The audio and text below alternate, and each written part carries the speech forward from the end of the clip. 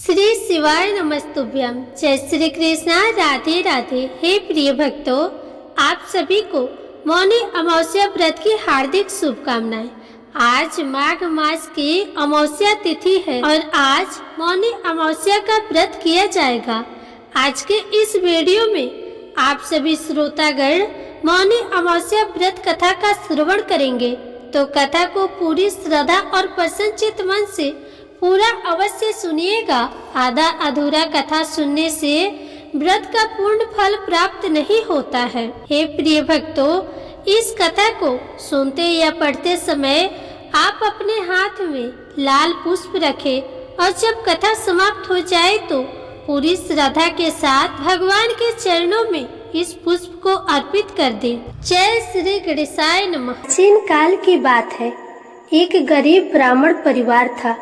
उस परिवार में पति पत्नी एवं उसकी एक पुत्री भी थी। उसकी पुत्री समय के गुजरने के साथ साथ धीरे धीरे बड़ी होने लगी। उस पुत्री में बढ़ती उम्र के साथ सभी स्त्रियों सचित गुणों का विकास हो रहा था। वह कन्या सुंदर, संस्कारवान एवं गुणवान थी, परंतु गरीब होने के कारण उसका विवाह नहीं हो पा रहा था। एक दिन उस ब्राह्मण के घर एक साधु महाराज पधारे। साधु उस कन्या के सेवा भाव से अत्यधिक प्रसन्न हुए। कन्या को लंबी आयु का आशीर्वाद देते हुए बोले। साधु ने कहा कि इस कन्या के हाथ में विवाह योग्य रेखा नहीं है। तब ब्राह्मण दंपति ने साधु से इसका उपाय पूछते हुए कहा कि महाराज, ऐसा क्या उपाय करें जिससे कन्या के हाथ में विवाह योग्य बन जाए।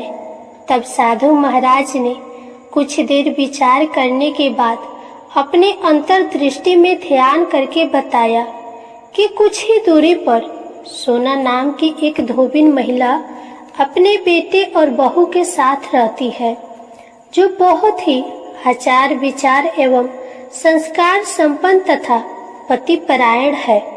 यदि यह सुकन्या उस धोबिन की सेवा करे और वह महिला इसके शादी में अपने मांग का सिंदूर लगा दे तथा उसके बाद इस कन्या का विवाह हो जाए, तो इस कन्या का वैधव योग मिट सकता है।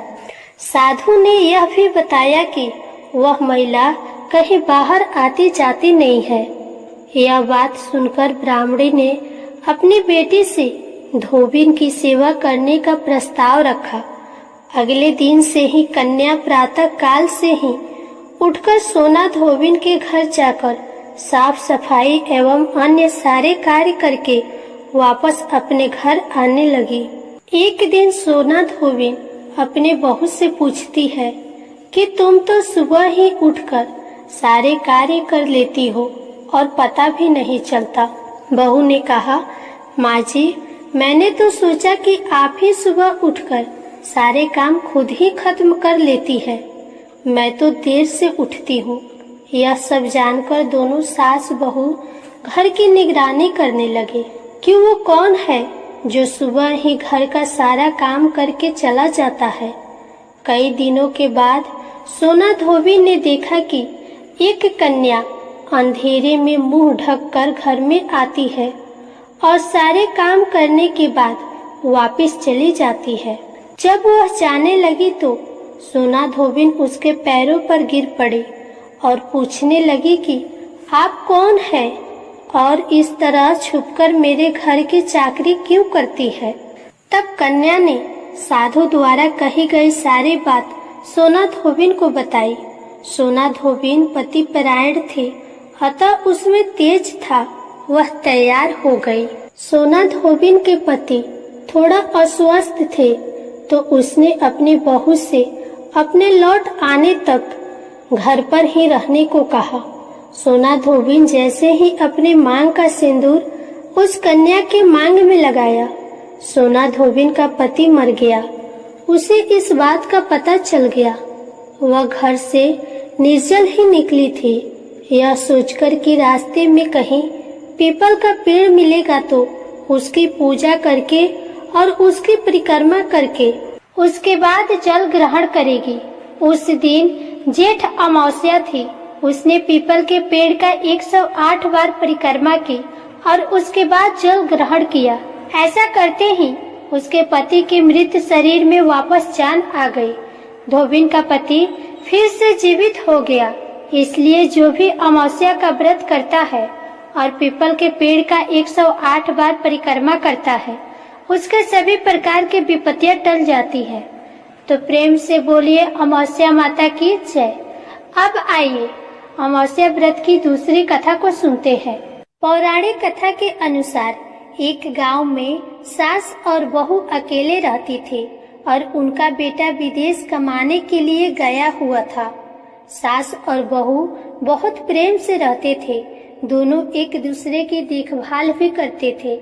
एक दिन बहू ने खाना नहीं खाया। तब सास बहू से पूछने लगी कि बेटा, आज तुमने खाना क्यों नहीं खाया? तब बहू कहने लगी कि सासू माँ, आज मेरा अमावस्या माता का व्रत है, इसलिए मैंने खाना नहीं खाया। तब सास ने कहा कि बहू, ये व्रत क्या होता है और इस व्रत को करने से क्या फल मिलता है, यह मुझे भी समझाओ। तब बहू कहने लगी कि सासू माँ, अमावस्या माता का व्रत करने से बहुत पुण्य मिलता है। घर में अन्न धन बना रहता है, सुख शांति बनी रहती है और अटल सुहाग मिलता है, पुत्र की प्राप्ति होती है। इसी तरह से 3 पनौती अमावस्या माता का व्रत भी रखा जाता है। इस व्रत में हर वर्ष अलग अलग खाना खाया जाता है और विष्णु भगवान के मंदिर में चढ़ावा चढ़ाया जाता है या फिर किसी ब्राह्मण को दान दक्षिणा दी जाती है। इस व्रत में पहले साल शक्कर, घी और चावल से बना खाना खाया जाता है। पहले साल व्रत पूर्ण होने के बाद 1.25 किलो चावल और 1 कटोरी घी और 1 कटोरी शक्कर का दान किसी ब्राह्मण को दान दिया जाता है। दूसरे साल जो घी और शक्कर से बना खाना खाया जाता है। इस तरह जब दूसरे साल का व्रत पूर्ण हो जाए तब 1.25 किलो जौ, 1 कटोरी घी, 1 कटोरी शक्कर किसी मंदिर में चढ़ाया जाता है या किसी ब्राह्मण को दान में दिया जाता है। तीसरे साल गुड़, घी और तेल से बने व्यंजन खाए जाते हैं। जब तीसरे साल व्रत पूर्ण हो जाए तब आधा किलो तिल, गुड़ और 1 कटोरी घी किसी मंदिर में चढ़ाया जाता है या ब्राह्मण को दान में दिया जाता है। इसे ही सासू माँ 3 पनौती अमावस्या का व्रत कहा जाता है।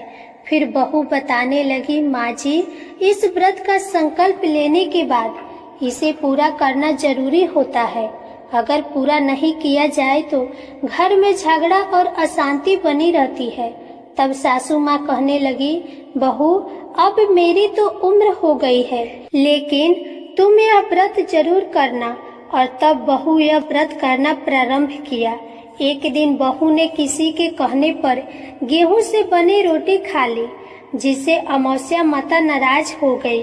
सास और बहू जो दोनों एक दूसरे का ख्याल रखती थी, सास बहू से प्यार करती थी, अब उन दोनों में झगड़े होने लगे। यह देख गांव वाले भी हैरान हो गए कि इनके घर में यह सब क्या हो रहा है। सास अपनी बहू से कहने लगी, जब से तुम हमारे घर में बहू बनकर आई हो तब से हमारे घर की लक्ष्मी चली गई है।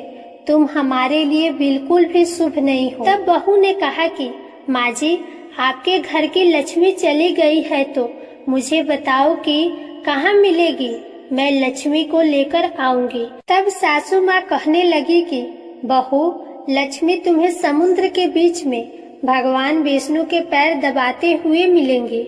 यह सुनकर बहू ये कहकर चली जाती है कि माँ जी, अब तो मैं लक्ष्मी जी को लेकर ही आऊंगी, नहीं तो मैं इस घर में पैर नहीं रखूंगी। ऐसा कहकर बहू लक्ष्मी की खोज में चली गई। जब बहू लक्ष्मी की खोज के लिए निकली तब उसे बीच रास्ते में गाय मिली। गाय बहू से पूछने लगी कि आप कहाँ जा रहे हैं।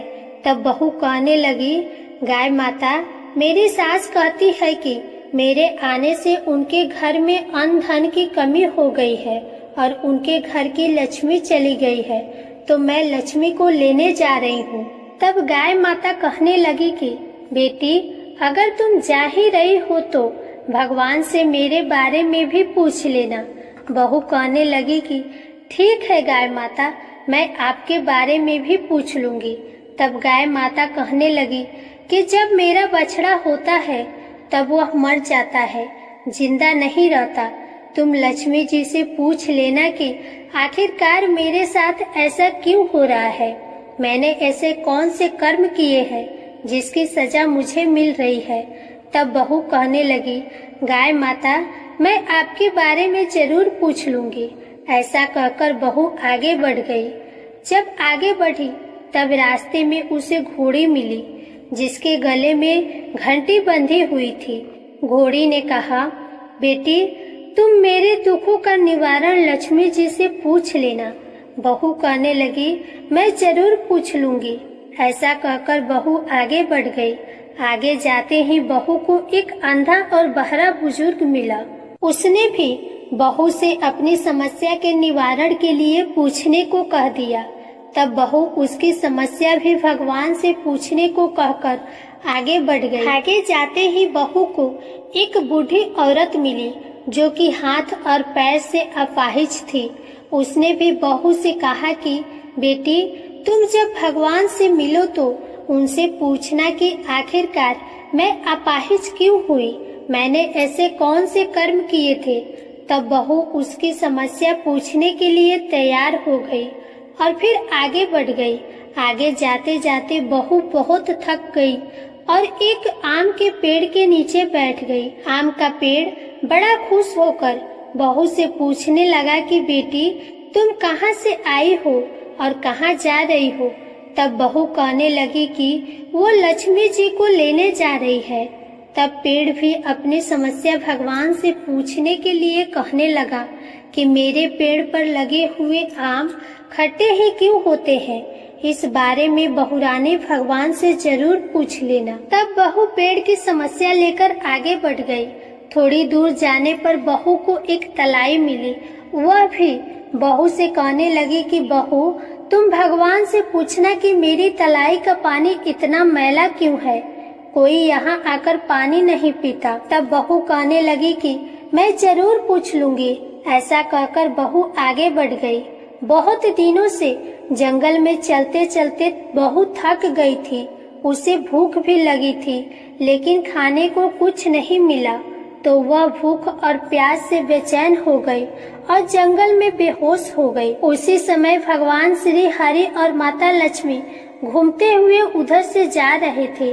तब माता लक्ष्मी जी विष्णु भगवान से कहने लगी कि हे नाथ, यह तो आपकी बहुत बड़ी भक्त है, आप इसके दुखों का निवारण कीजिए। तब भगवान श्री हरि कहते हैं, इस संसार में तो बहुत से जीव दुखी है, सभी अपने अपने कर्मों का फल भोग रहे हैं, मैं किस किस के दुख का निवारण करूं। तब माता लक्ष्मी जी भगवान श्री हरि से विनती करने लगी और कहने लगी कि वह भूखी और प्यासी है, अगर इसे जंगल में छोड़ दिया जाए तो जंगली जानवर इसे खा जाएंगे। माता लक्ष्मी जी की बात को सुनकर भगवान श्री हरि साधु का वेश धारण करके बहू के पास गए और उसे होश में लेकर आए। बहू के होश में आते ही साधु वेशधारी भगवान उससे पूछने लगे कि वह यहाँ क्यों आई है और कहाँ जा रही है। तब बहू ने सारी बात बताई। उसकी बात को सुनकर भगवान श्री हरि और माता लक्ष्मी जी प्रकट हो गई। उनके साथ साथ अमावस्या माता भी प्रकट हो गई। बहू ये सब देखकर उनके चरणों में गिरकर उन्हें प्रणाम करने लगी। तब अमावस्या माता बहू से कहने लगी कि बेटी, तूने मेरे व्रत को खंडित किया है, इसी की सजा तुझे मिली है, लेकिन अब मैं तुझे क्षमा करती हूँ। अब तुम घर को जाओ। तुम्हारा घर अन्न और धन से भर जाएगा, तुम्हारा घर सुंदर महल में बदल जाएगा और तुम्हारी सभी मनोकामनाएं भी पूर्ण हो जाएंगी। यह सब होने के बाद बहू ने रास्ते में जो जो भी मिला था उन सभी के दुखों का निवारण करने के लिए विनती की। तब भगवान श्री हरि कहने लगे कि गाय ने कभी अपना दूध किसी को नहीं पिलाया, इस कारण उसके बछड़े जिंदा नहीं रहते, तुम उसका दूध पी लेना, फिर उसके बाद उसके बछड़े जिंदा रहने लगेंगे। और घोड़ी पिछले जन्म में आटा पीसने वाली महिला थी। वह किसी को आटा पीसकर नहीं देती थी, इसलिए उसके गले में चक्की के पात बंधे हुए हैं। तुम उसके पात खोल देना, वह बिल्कुल ठीक हो जाएगी। और वह बुजुर्ग कभी भगवान के मंदिर नहीं गया, ना ही कभी उसने भगवान के भजन सुने। तुम उसे भगवान के मंदिर में ले जाकर भगवान की दर्शन करा देना, इससे वह ठीक हो जाएगा। वह अपाहिज महिला, उसने कभी अपनी जवानी में दान पुण्य नहीं किया, जिसके उसको यह सजा मिली है। तुम उससे कुछ भी दान करवा देना तो उसकी विकलांगता दूर हो जाएंगी। और वो आम का पेड़, उसने तो कभी अपना फल किसी बच्चे को खाने को नहीं दिए, इसी कारण उसके सभी आम खट्टे होते गए। अब तुम उस पेड़ का आम खा लेना और उसके बाद से उस पेड़ पर मीठे आम आने लगेंगे। और तलाई का पानी पिछले जन्म में देवरानी जेठानी थी, जो हमेशा आपस में झगड़ा करती थी, इसीलिए उसका पानी मैला है।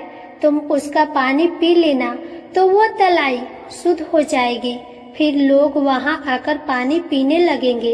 इस प्रकार बहू ने भगवान श्री हरि, माता लक्ष्मी जी और अमावस्या माता को प्रणाम किया, उन्हें धन्यवाद दिया और अपने घर के लिए तैयार हो गई। रास्ते में उसे जो जो भी मिला, उनकी सभी समस्या भगवान के कहे अनुसार वो दूर करती चली गई। सभी ने उसे भर भर कर आशीर्वाद दिए।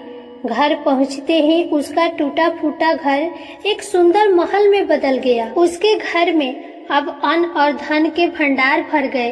अब बहू ने सासू माँ से कहा कि सासू माँ, आपने तो सच में कहा था कि मैं आपके लिए शुभ नहीं हूँ।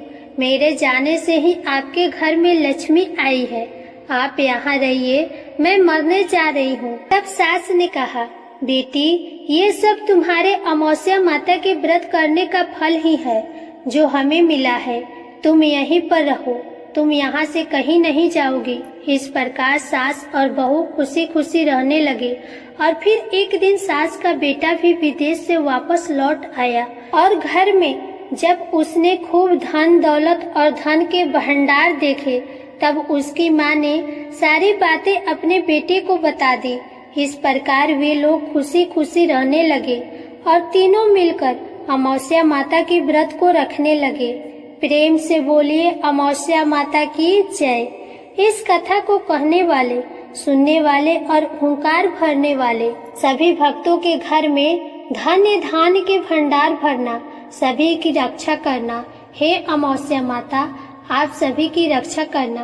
प्रेम से बोलिए अमावस्या माता की जय। अब आप सुनिए गणेश भगवान जी की कथा। एक साहूकार था, उसके घर रोज एक ब्राह्मणी रोटी लेने के लिए आती थी। घर के अंदर घुसते ही पुल के ऊपर गजानन जी का मंदिर था। वह गणेश जी को रोटी का एक कवर भोग हमेशा लगाती थी। बहुत दिन हो गए। गणेश जी महाराज ने कहा कि यह मुझे हमेशा भोग लगाती है, मुझे इसे कोई न कोई उपहार जरूर देना चाहिए। गणेश जी एक दिन उसके थाली में हीरे मोती भर देते हैं। ब्राह्मणी तो थाली लेकर अपने घर आ गई और साहूकार के घर रोटी लेने आना बंद कर दी। साहूकारनी ने उसे बुलावा भेजा कि बाई, रोटी लेने के लिए क्यों नहीं आती हो? ब्राह्मणी ने कहा कि मुझ पर गणेश जी प्रसन्न हो गए, बहुत वर्ष तक रोटी लेने आ गई, परंतु अब नहीं आऊंगी। साहूकारनी मन में बहुत नाराज हुई और गणेश जी से कहा कि आप ब्राह्मणी के ऊपर प्रसन्न हुए, परंतु मुझ पर नहीं। तब गणेश जी की मूर्ति हटाकर बाहर फेंक दी। इधर सेठ जी की दुकान में धंधा पानी बंद हो गया। एक दिन सेठ जी की नजर पोल के मंदिर पर गई तो सेठानी जी से पूछा कि गणेश जी कहाँ गए? तो साहूकारनी ने कहा कि ऐसे गणेश जी का क्या करें जो ब्राह्मणी पर तो प्रसन्न हो गए लेकिन हमारे ऊपर प्रसन्न नहीं हुए, इस कारण मैंने गणेश जी को बाहर फेंक दिया। तब सेठ जी ने कहा कि यह तुमने क्या किया? मेरा तो व्यापार और धंधा चलना बंद हो गया है। गणेश जी, तुमने कहाँ फेंके हैं? जल्दी बताओ, मैं उन्हें वापस लेकर आता हूँ। साहूकार जी वापस से गणेश जी को लेने गए तो गणेश जी इतने भारी हो गए कि वे उठे ही नहीं। साहूकार जी ने कहा कि मेरे से गलती हो गई है, आप मेरे घर पधारिए। गणेश जी तो और भी भारी होते गए और कहा कि मैं तो नहीं चलूंगा, पहले साहूकारनी को बुलाकर यहाँ लाओ और वह मुझसे माफी मांगेगी तो ही मैं चलूंगा। और गणेश जी ने कहा कि मुझे हमेशा 1.25 सेर चूरमा का भोजन कराओगी तो ही मैं चलूंगा। साहूकार साहूकारनी को लेकर आए और उसे माफी भी मंगवाई और 1.25 सेर का चूरमा चढ़ाने की हाँ भी भरी। तब साहूकार और साहूकारनी ने गणेश जी को वापस घर में लाकर उन्हें पोल में बिठाया। ऐसा करने पर साहूकार का व्यापार फिर से चलने लगा। हे गणेश जी महाराज, जैसे साहूकार और साहूकारनी पर आप प्रसन्न हुए, वैसे सभी पर अपनी कृपा बनाए रखना। प्रेम से बोलिए गणेश भगवान की जय।